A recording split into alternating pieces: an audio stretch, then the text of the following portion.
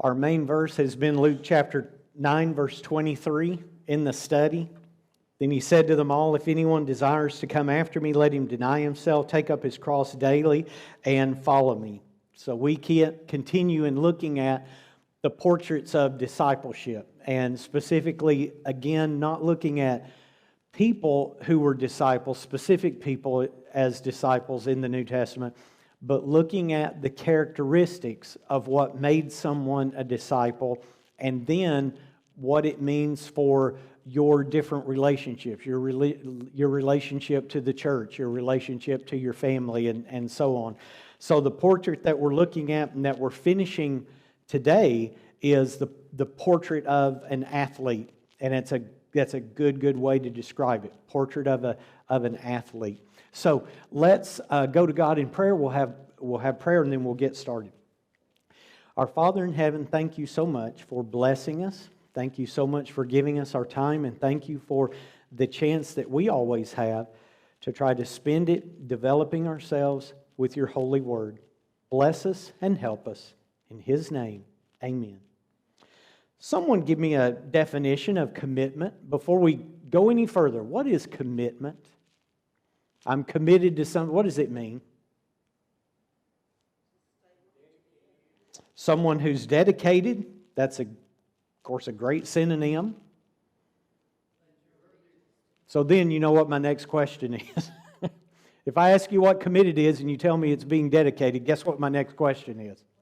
What does being dedicated mean? Because we want to get more to the heart of it. What does being committed mean? Willing to see it all the way through. It means that I'm going to bind myself to a course of action. And binding myself means that I'm probably going to do it emotionally and physically. I'm glad that Lance answered. Lance, why? What can your students hopefully be committed to?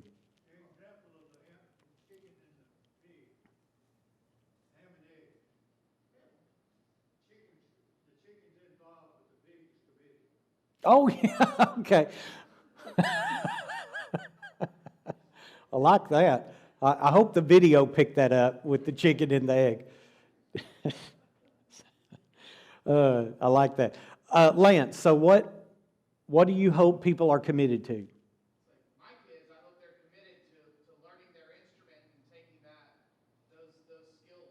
Yes, so that they bind themselves to this principle of, I want to learn about an instrument. And they bind themselves emotionally, meaning that when I get home, hey, I got to what? I got to practice. And then they bind themselves physically to the fact that practice is going to what? It'll work, but it also hurts.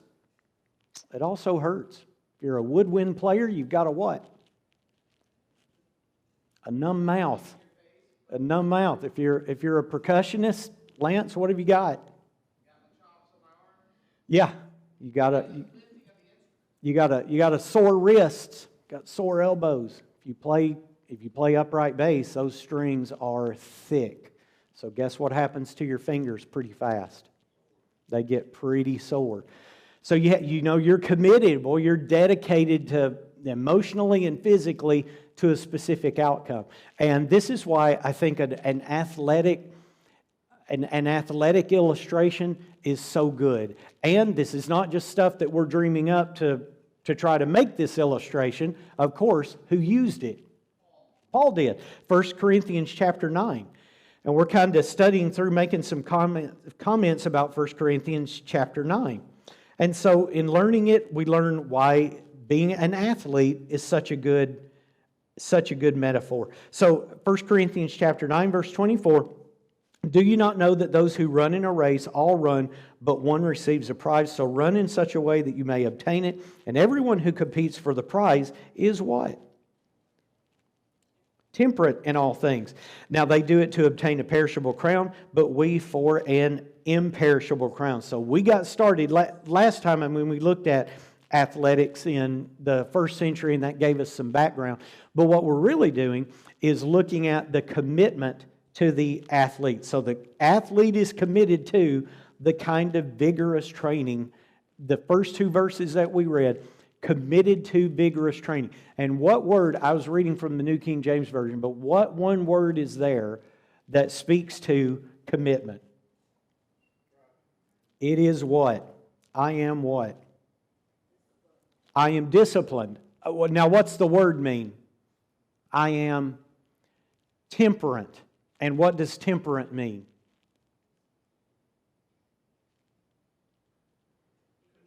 I am self-controlled. Yes, I am self-controlled. So that means I must be. We don't normally use the words, I don't know why, but we don't usually use the word self-control when it comes to athletics. We use the term, and I think, Teresa, I heard it over here, we're what? We're disciplined, which means we got to what? You what? You got a standard. If you're an athlete, you've got a schedule that you've got to live by. I brought up Usain Bolt, great definition of commitment. I don't mean to be gross, but it does make a point.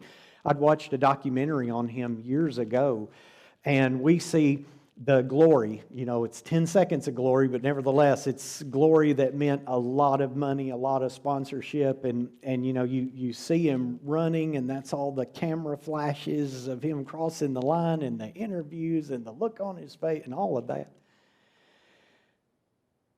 The documentary showed the darker side of living in the limelight, and I distinctly remember one image where he was standing over off of the track throwing up. So if you want to be the fastest person in the world, that's part of what it takes to get you there. So not using that element quite as much as, not using that element to the specifics of what it takes to be a Christian. Nevertheless, it takes some pretty important stuff. And we actually use this verse itself in the lesson this morning. Galatians chapter 5, verse 23. So right before Galatians chapter 5, verse 24 is obviously the 23rd verse. And what does Galatians chapter 5, verse 23 say?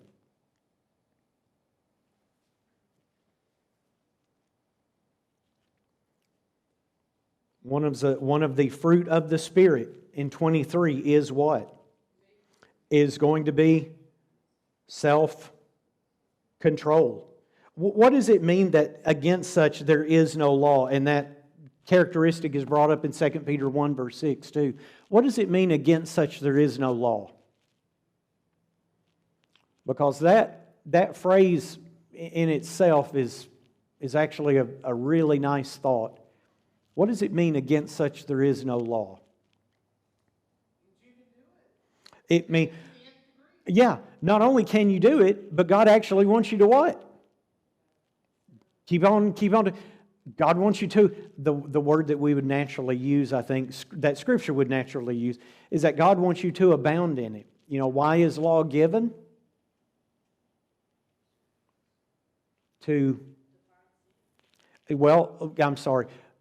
Law, like civil law, why is civil law given? To restrict bad behavior, dangerous behavior. When you've got something that's good, God says what? Don't stop. You do whatever you want. Do it to the nth degree, like Lance. Against such there is no law. So with my idea of this idea here of temperance, bringing up the fact of self-control, God just wants us to keep doing it and keep doing it and keep doing it in verse 25. Because what we're trying to do, 1 Corinthians 9:25, what we're trying to do, everyone who competes is temperate, but they do it to obtain what? An imperishable crown. So in verse 26, therefore I run thus, not with uncertainty. Thus I fight, not as one who beats the air, but I discipline my body. I bring it into subjection, lest when I preach to others, I myself should be disqualified. So there's the idea of self-mastery. Self-mastery. When Paul says that in verse 27, notice what he says, I discipline my body. What does the King James Version say? Anyone reading that? I buffet my body. What does I buffet my body mean? So it originally meant to beat it. In fact, specifically, it meant to give a black eye. But what's the real idea behind it? The real idea is to make it my slave. To make it my slave. And there's, it's kind of it's not a great thought, but if you think about buffeting and the idea of making it my slave, but yet the idea of hitting, you could kind of get an idea of sometimes how slaves were treated. So I buffet my body. I make it my slave. I make it my slave. I have to render and I have to give complete obedience to Jesus Christ. So said a different way, 1 Timothy chapter 4, and let's look in 7 and 8. 1 Timothy chapter 4 and verses 7 and 8. What is Timothy told to do?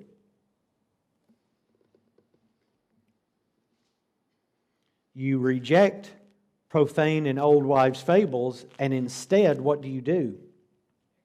Exercise yourself toward godliness. For bodily exercise profits what? A little. Profits a little. It's not completely useless. It just profits what? A little bit.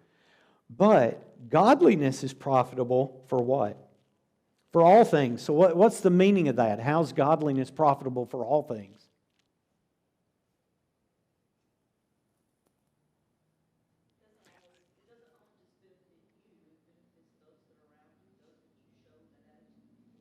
Yes. I would kind of think about it this way. Bodily exercise profits a relatively small area of my life. Not an unimportant one, but it benefits a relatively, so if you take your life and you kind of make this pie chart of it, exercise helps a part of that life. Godliness helps what? All of my life. It helps all of my life. So what I need to do is I need to exercise myself toward godliness. So in thinking about this, before we go on to the next point, what are some of the ways that I can exercise myself toward godliness? Okay, so first of all, I can what? Someone said it. I can study. I can learn more about the Bible. I can learn how to defend it. I can learn how to teach it. In that way, I'm exercising myself toward godliness. How else can I do it? I can live it. Now, let's live it is a big term that we can, I think, in a very helpful way, break down. So, in living it, breaking that down, what does that mean? More specifically, what does that mean? So it can completely rewire my demeanor toward people. I can be more kind and I can be more patient. I can be more loving as kind of a subset of being more loving. I can take some very specific opportunities to help other people. So how can I help other people? You guys have done it a bunch. How can I help other people? We can give them food. We can give them money. You guys have given, there's no telling how many. The loop spins, every time we go to the Philippines, Jim, we spend roughly about $1,200 per trip to ship all the stuff over there. But that's only part of the cost, because that $1,200 in shipping means that they're getting, guess how much in clothing? Probably thousands and thousands of dollars in clothing every time. So you're doing that, you're giving that, you're helping that. That exercises me toward godliness because it makes me think of other people. And thinking of other people is really good, because the more I think about other people, the less I think about what? Myself. And that's, generally speaking, a better practice. So what else can I do?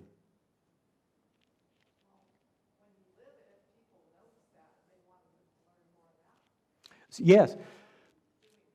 So not only am I defending the Bible, but I'm also explaining to people why the Bible has what? Has meant so much to me. What else can I do? You guys are giving good examples of how I can exercise myself. What else can I do? I can do what, Barbara?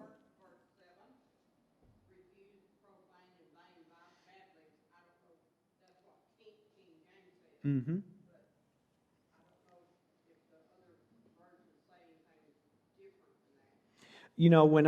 When I'm refusing what I ought to refuse and then building up what I should, people who make it to the end become a great testament of the power of the gospel. So part of the way that I exercise myself toward godliness is by just not doing what? By just not giving up. I wish I had the numbers on this. I may have to defer to Lance, who can quickly look this up on his phone. People join gyms all of the time, but mainly in January. What percentage of people do you think that sticks with? Lance, what can you look at? Is there any number, any guidance that we can get? Brenda said 10%. I don't know that I disagree with that, really. It just means that a lot of people start it, but very, very few do what? Finish it. Why don't you want to finish going to the gym? You know it's good for you, but why don't you want to do it? You're tired. Sometimes the only time you can do it is what?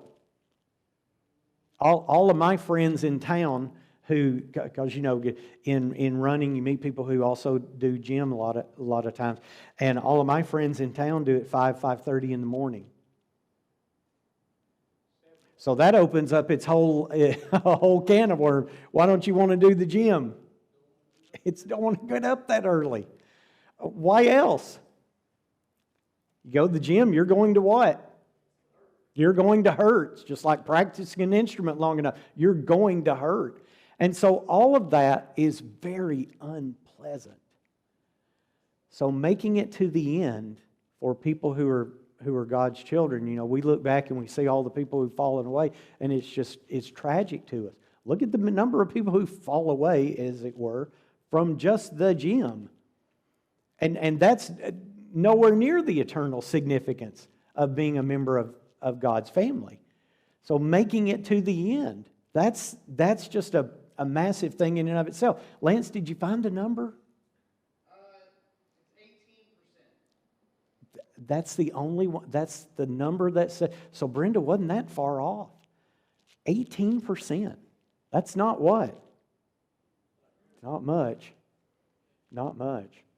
Okay. Secondly, we need to understand that we compete by the rules. Okay? We compete by the rules. There's so much for us to talk about, but we compete by the rules. So in Luke chapter 14 and verses 26 and 27, what did Jesus say? Luke 14, 26 and 27. This is one of the passages that we started with. Luke chapter 14 and 26 and 27. So what good principle is given to us there?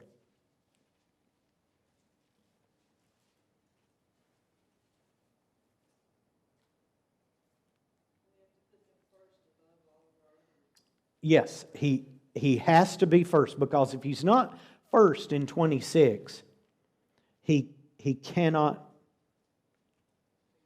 be my disciple. Then 27, if you don't bear your cross and come after me, you what? You cannot be my disciple. So once an athlete, I think I mentioned this last week, once an athlete is committed to the game, they're committed to this very specific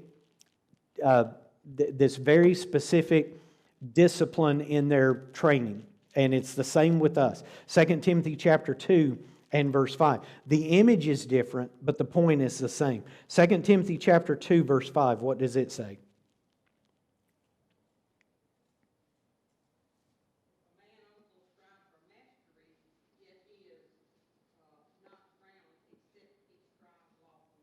Okay, so the King James is competing in mastery. What does some of the newer versions say? Competing in what? Athletics.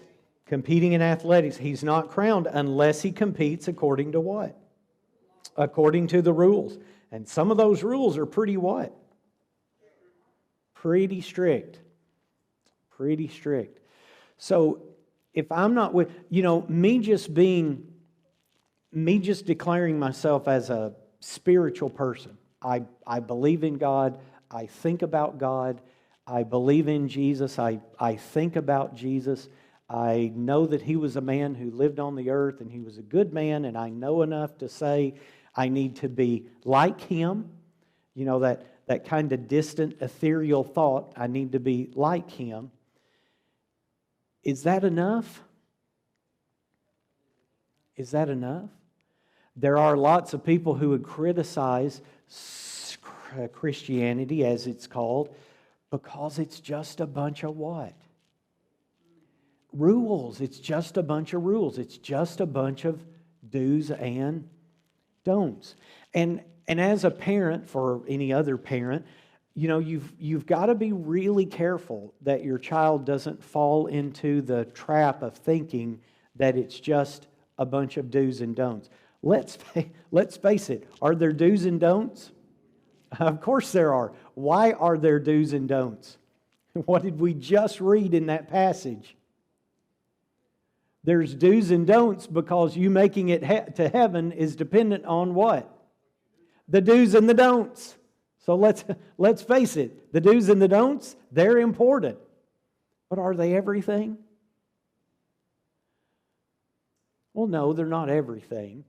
But because my relationship, first and foremost to God, if I love God, what am I going to do? I'm going to do His commandments. I'm going to do His commandments. Those commandments are do this and, of course, don't do that. So children need to learn that you do it and that you don't do it. But the reason you follow all of that is because you're showing what? You're showing your love for God. Just like, and it's so natural. It's done without a moment's thought with our parents. Hopefully a parent's going to be good. They raise their children. Those children love their parents. So when we ask them to do stuff, and in the beginning of their life, that doing stuff is really, really easy. As we, as parents, make it to the end of our life, that doing stuff becomes much more complicated and much more expensive. But why, as a child, do I take care of my parent? Because I love them. Do I do it first and foremost because God said, honor your father and mother? Probably not. That's part of what a Christian thinks, but it's not for me, it's not the primary. I want to take, Jenny and I, we've got one parent left. And I'll take care of my mother. Why? Yes, I know it's a requirement. I know that I need to honor her, but why am I going to do it? Because I love her. And I saw her sacrifice in her life.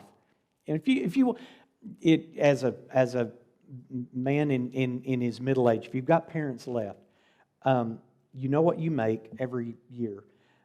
Go back and ask them what they made when they were your age and raising you and your siblings. It will be shocking what they made and raised their family on versus what you make and you're about to raise your family on. Or maybe you're in the middle of raising your family. Shocking means a lot of sacrifice.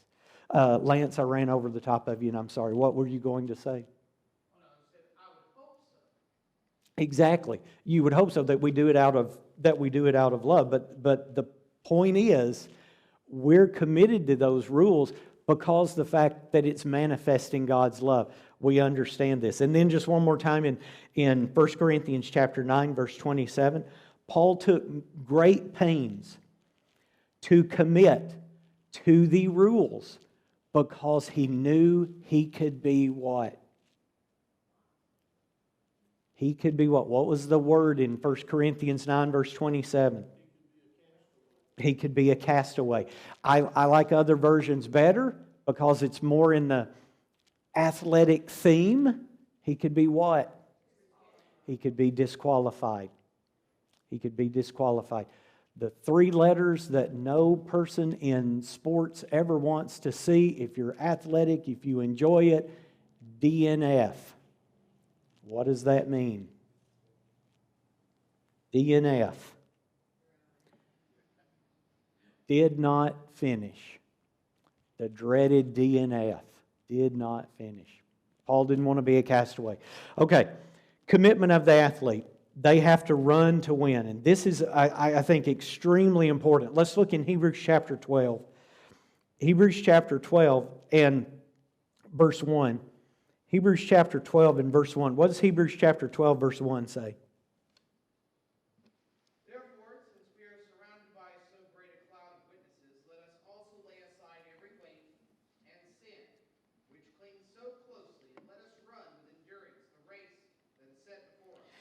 It's using like a lot of great biblical passages. It's using the physical along with the spiritual to make a point. So, someone who's going to compete in athletics, what are they going to do to prepare for their event?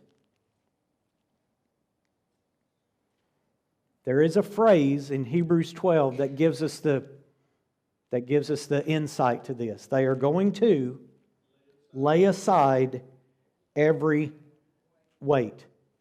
Okay? So what does that mean?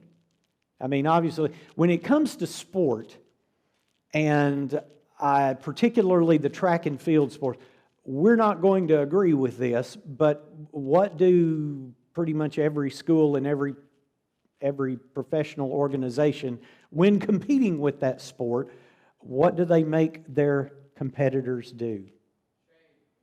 Yes, but what do they make them wear? The skimpiest of clothing. I mean, the skimpiest of clothing. Again, we're not going to agree with that, but why do they do it? So there's nothing that's going to impede them, whatsoever. I told you the Tour de France ends today, and those teams pay, again, a shocking amount, like used car money amount, for every single bicycle that those cyclists ride. I think in one of the telecasts they'd said that and they vary on a continuum, but the most expensive bicycle that was used this year was $18,500. So why is it so expensive? There's two reasons why things are expensive. It can either be because of their size or because of their weight. Exactly, the weight. And the weight is dependent on the materials. And some materials are very, very what? Very, very expensive. And that makes them very, very light. So a competitor is going to lay aside every weight. In Hebrews chapter 12, in the context of Hebrews chapter 12, I believe that the writer is focusing on unbelief. So the weight that was dragging them down, that was pulling them away, was the weight of unbelief. But what could your weight be? What could your weight be? What is weighing you down as a disciple?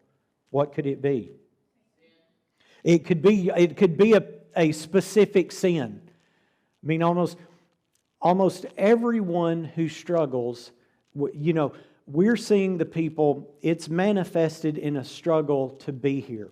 And most of the time, those struggles run along two lines. Either someone is struggling because they're given to a sin, and that sin becomes a weight, or they're given to something that isn't a sin, it's just what? It's just become so much of an overarching thing that they just can't overcome it. So usually when people start struggling here, when you start seeing them slowly disappear, it's almost always going to be one of two things. Sometimes it's both of them. And when it's both of them, you're not going to get them back. One of them you can rescue people from. Both of them, very, very, very difficult. So, a sin.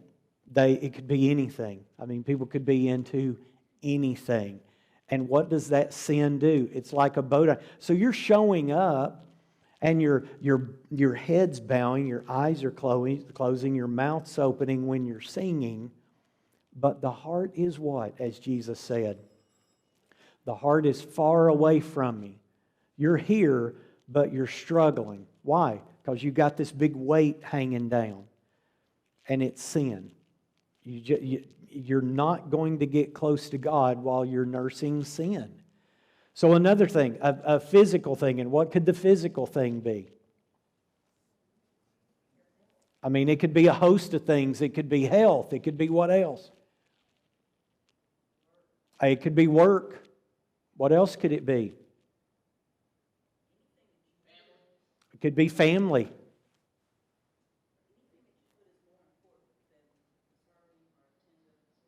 Yeah, it's hot. And so because it's hot, people want to spend time on the water. But because it's so hot and you only have the weekend, some people make what choice to be on the water? Sunday morning. It's not the afternoon, it's not 100 degrees, but you're still doing something that's enjoyable. And everybody's only got how many days off? You only got 2 days off usually. So Saturday's all your errands, going to the store. I mean, I get it. Our lives are structured the exact same way. So you only got Sunday, and you want to go to the lake. It's too hot in the afternoon. So Sunday morning becomes the what? In your mind, it's what? It's the only day for fun. It's the only day I have to decompress. And so it's like a big, spiritually speaking, it's just like a big weight that you're dragging around. So someone who's going to be a disciple has got to actually run it to want to win it. It's more than just stumbling along. It's more than just showing up. I mean, we're in a race. Hebrews chapter 10. So back up to Hebrews chapter 10 and verse 36. What does Hebrews 10 verse 36 say? For ye have need of patience, that after ye have done the will of God, ye might receive the promise. Okay, Charlie's version says patience, and that's a good word. However, there are other words that are used. Endurance. Okay, endurance. You can't quit until what? The race is finished. Can't quit until the race is finished. Now again, sometimes it's great because you're only in a race that's going to take you 10 seconds. We're slow and untrained, so that 10 seconds would actually become what?